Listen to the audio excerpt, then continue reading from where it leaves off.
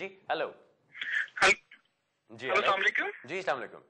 हाँ जी, मैं नकवी बात कर रहा हूँ फ्लाउ से। एक्चुअली मेरा क्वेश्चन ये है, पहले मैं आपको सिनेरियो एक्सप्लेन कर दूं कि मैं टायर 1 जनरल वीजा पर हूँ और मेरे 5 years कंप्लीट हो रहे हैं नवंबर 2011 this month with a combination of 2 work permits and tyre 1 general जो वैलिड है अंटिल मिड 2012। और जो मेरी वाइफ है वो टायर 1 डिपेंडेंट वीजा पर है मेरे साथ, जिनको 2 years कंप्लीट हो रहे हैं अप्रैल 2012 में। अब मेरा पहला क्वेश्चन ये है कि क्या मैं वेट कर लूं अगर अप्रैल 2012 का, तो क्या मैं और मेरी वाइफ ILR अप्लाई कर सकते हैं? ठीक है। और दूसरा ये कि हमारा बेबी ड्यू है इन बिटवीन जैन 2012 में। ठीक है। और जब बेबी हो जाएगा तो क्या जब मैं अपने वाइफ के साथ ILR अप्लाई अगर कर सकता हूँ तो क्या उसको एप्लीकेशन पे डालना पड़ेगा कि उसमें स्किप करके बाद में उसके लिए सिटीजनशिप अप्लाई कर सकता हूँ? नहीं, ये दोबारा बताइए, आखिरी चीज नहीं मुझे समझ आई। बेबी का क्या बताया आपने? मेरी वाइफ को 2 years अप्रैल 2012 में हो रहे हैं और हमारा बेबी ड्यू है जैन 2012 में। ओके, ठीक है। हाँ जी, अगर मैं वेट कर लूँ वाइफ के 2 years कंप्लीट होने का और हम इकट्ठे ILR अप्लाई करें तो क्या मुझे बेबी को ILR एप्लीकेशन पे डालना पड़ेगा साथ में कि हम उसको स्किप करके बाद में सिटीजनशिप अप्लाई कर लें? Okay, anything else? बस यही है, क्योंकि कंफ्यूजन ये है कि क्या मेरी वाइफ को 5 years वेट करना पड़ेगा कि क्या हम इकट्ठे कर सकते हैं या नहीं। बस ओके, मैं बताता हूँ। Thank you ji. You are welcome ji. Number 1, आपकी शादी चल रही है, आपकी कोई प्रॉब्लम नहीं है, आप आराम से अप्लाई कर सकते हैं, देयर इज नो इशू। आप अपनी जब इंडेफिनिट लीव के लिए अप्लाई करेंगे, वाइफ का साथ ही अप्लाई कर दीजिएगा। आई होप कि उसमें किसी किस्म में कोई इशू नहीं होगा और वाइफ का भी आपका साथ ही हो जाएगा। सो अगर उनके 2 साल कंप्लीट नहीं भी हुए तो उनके इंडेफिनिट लीव हो सकती है, there is no issue with that. जो आपने दूसरी बात की कि जी बच्चा है आपका ड्यू है इन जनवरी, सो उसको आपने स्किप करना है एप्लीकेशन को। अगर आप अप्रैल 2012 की बात कर रहे हैं कि डायरेक्टली उसका ब्रिटिश नेशनलिटी अप्लाई कर सकते हैं, सिंपल चीज जो होगी, अगर आपने नवंबर में अप्लाई कर दिया इंडेफिनिट लीव के लिए और आपको मिल गई, बेबी जब आपका बोर्न होगा तो the baby will be born to a parent who is present and settled in the UK, so वो बाय बर्थ ब्रिटिश हो जाएगा। दूसरी चीज है, अगर आप वेट करते हैं, जनवरी में बेबी हो जाता है, आप जाके अप्रैल में अप्लाई करते हैं, तो उससे पहले अगर आपने कुछ नहीं भी किया, दैट डजंट मैटर। सिर्फ ये कि उसका बर्थ रजिस्टर्ड होनी चाहिए and by home office standards and by all common sense आपको होम ऑफिस को इन्फॉर्म तो करना चाहिए उसका। So my suggestion would be कि आप उसको इंडेफिनिट लीव की एप्लीकेशन जब अपनी करेंगे उसके अंदर उसको इंक्लूड कर लीजिएगा ताकि आपकी पूरी फैमिली का वहां पे जाए। अगर आप नहीं करते तो आप उसको बाद में जब आपको इंडेफिनिट लीव मिल जाती है, आपके पास फिर भी ऑप्शन है कि आप उसको रजिस्टर करा सकते हैं एज अ ब्रिटिश नेशनल। मैं ज्यादा बेहतर समझता हूं कि जो चीज एक कानूनन चीज चल रही है, ब्लैक एंड व्हाइट है, बिल्कुल स्ट्रेट फॉरवर्ड है, आप उसको फॉलो करें, बजाय इसके कि एक क्यू जो पूरी लगी हुई है या एक स्टैंडर्ड क्यू लगी हुई है कि जी सारा कुछ जहां पे ये स्टेप 1 है, ये स्टेप 2 है, ये स्टेप 3 है, वो फॉलो करने के बजाय आप लाइन में से निकल के, 1000 बंदा वहां खड़ा है, आप लाइन में से निकल के अलग खड़े हो जाते हैं और कहते हैं कि जी मैं कोई डिफरेंट चीज करना चाह रहा हूं और मुझे उसके ऊपर कंसिडर किया जाए, तो ऑब्वियसली उसमें चांसेस बन जाते हैं कि क्योंकि आप एक एक्सेप्शनल केस बन जाते हैं तो आपको डिफिकल्टीज आ सकती हैं। जो एक स्टैंडर्डाइज तरीके से चीज चल रही है उसको आप फॉलो करेंगे तो वो ज्यादा बेहतर है। स्टैंडर्डाइज चीज क्या है कि जब आप इंडेफिनिट लीव के लिए अप्लाई कर रहे हैं, आपके वाइफ और आपका बच्चा, उसके अंदर आपके डिपेंडेंट्स होंगे, जो कि एक प्रॉपर चीज बनती है और उनको भी आपके साथ इन लाइन विद यू आपको इंडेफिनिट लीव मिल जाएगी और उनको कोई इशू नहीं होगा। उसके बाद जब उनका टाइम होता है अप्लाई, आपका टाइम होता है अप्लाई करने का नेचुरलाइजेशन का, तो बच्चे का भी कर दीजिए, अनलेस कोई बड़ी जरूरी बात है कि आप जिसकी वजह से बच्चे को पहले ब्रिटिश करना चाहते हैं, then you can apply for him to be registered as a British national, but you have to give a reason कि क्यों आप वो कर रहे हैं। Okay, so I think points आपको मैंने बता दिए दोनों। जहां तक बात है कि आप पहले अप्लाई कर सकते हैं कि नहीं, आई थिंक आप पहले भी कर सकते हैं, उसमें कोई इशू नहीं होना चाहिए आपको। और जी अगला सवाल लेते हैं। हेलो अस्सलाम वालेकुम। जी वालेकुम।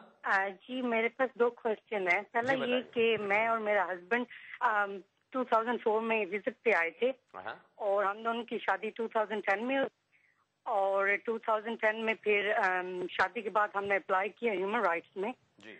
और अब 2011 में हमारा बेबी हो गया है, तो अब हमने अप्लाई किया, उनकी तरफ से सिर्फ एक ही लेटर आया है जो कि उन्होंने रखा, उन्होंने कहा कि मैं आपका केस रखी है जी। तो मैं ये पूछना चाहती हूँ कि इसके बारे कुछ होगा या, क्योंकि अभी तो अबाउट 1-1.5 साल होने वाला है हमने अप्लाई किए हुए, कुछ खास उसका आंसर नहीं आया एंड इसका मैंने पूछना है कि क्या कुछ लगता है होगा कि नहीं होगा। प्लस दूसरा मैंने ये क्वेश्चन पूछना था अपने भाई के बारे में, उसने इलेक्शन में दिया हुआ था जी। और दिए हुए अबाउट नेली 1.5 ईयर होने वाला है और उसका कोई अता पता नहीं कि उन्होंने फोटोग्राफ एवरीथिंग ले लिया था, लेकिन अभी तक कोई आंसर नहीं। बस ये सोलिसिटर कह रही है कि वेट करो। अच्छा। तो क्या आपको लगता है कि सिर्फ वेट करना चाहिए या कुछ करना चाहिए? प्लीज इसके बारे में एक्सप्लेन कर दें। आपने मेरा प्रोग्राम आज शुरू से देखा है? जी देखा। अच्छा चले, मेरा ख्याल है कि वो आप बता रहे थे मेरे सेकंड क्वेश्चन मैं बता रहा था। सेकंड क्वेश्चन का आंसर मैं पहले दे चुका हूं, तो मैं उस पर ज्यादा टाइम नहीं लगाता। उसमें से मैं इतना कहूंगा कि एक नई एप्लीकेशन कर दें, that's the best thing to do. भाई से कहेंगे इंतजार करने के बजाय होम ऑफिस की फी पे करके सारे रिप्रेजेंटेशन इकट्ठी करके नई एप्लीकेशन कर दें, उनको जल्दी स्टेटस मिल जाएगा, वो इस मुश्किल में से निकल आएंगे। जहां तक आपकी बात है, मुझे सिर्फ इतना बता दीजिए कि आप खुद भी स्टेटस से बगैर थी कि आप यहां पे सेटल्ड हैं?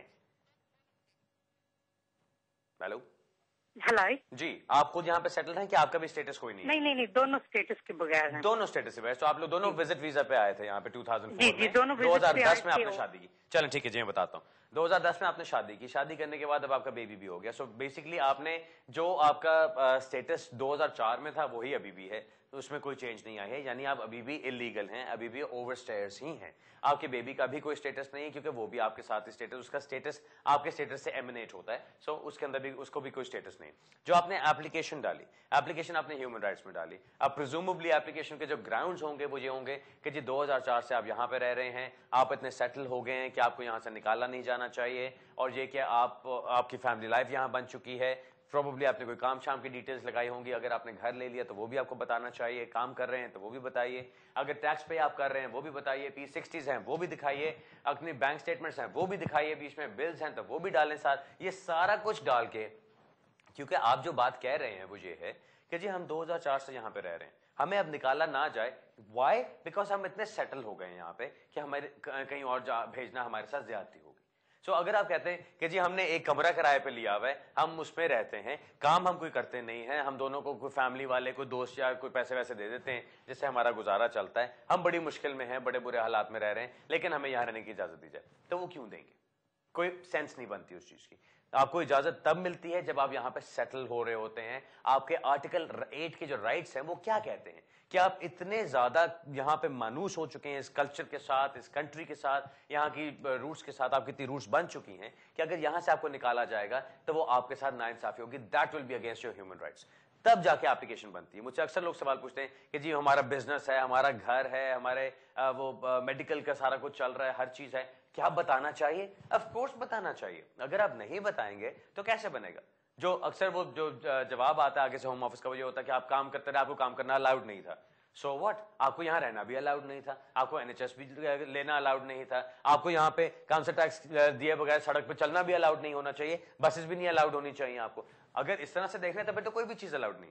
लेकिन आपका द वेरी फैक्ट कि आपके पास स्टेटस नहीं है और आप फिर भी यहां पर हैं, और अब आप स्टेटस अपना बहाल करने के लिए, कुछ ठीक करने के लिए एप्लीकेशंस करना चाह रहे हैं, सो उसके अंदर सब कुछ बताएं कि हाँ मैं गलत करता रहा, लेकिन ये सारे वो चीजें हैं जो कि मुझे सेटल करती हैं यूके में, जिनके साथ मेरे स्ट्रेंथ ऑफ कनेक्शंस बनते हैं यूके के साथ। इन चीजों की बेस पे मुझे यहाँ पे रहने की इजाजत होनी चाहिए। सो आपके केस में अगर ये सारा कुछ आपने डाला और अब बच्चा भी है, बच्चे के सिर्फ यहां पैदा होने से आपको कोई फायदा नहीं होगा, बिकॉज बच्चा तो अभी बहुत छोटा है।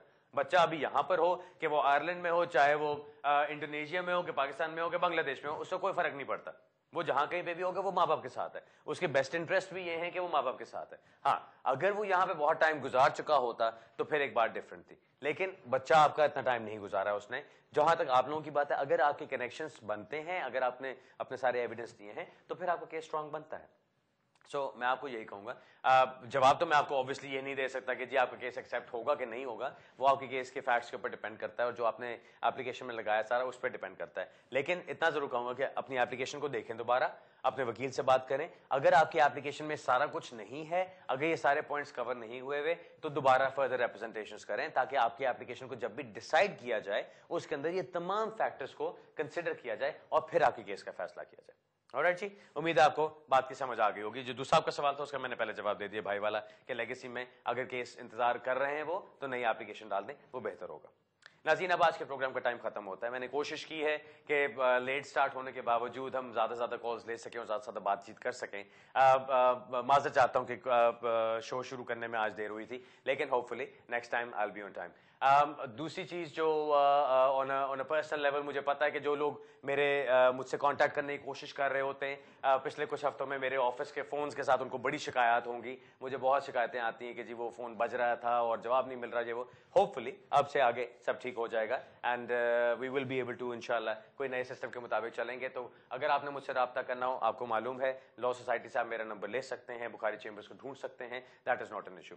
अगले हफ्ते तक इजाजत चाहता हूँ, फिर मिलेंगे और अपने सवाल जवाब का सिलसिला जारी रखेंगे। तब तक के लिए इजाजत चाहता हूँ, दुआ में याद रखिएगा, अच्छी विशेष में याद रखिएगा। थैंक यू वेरी मच, खुदा हाफिज।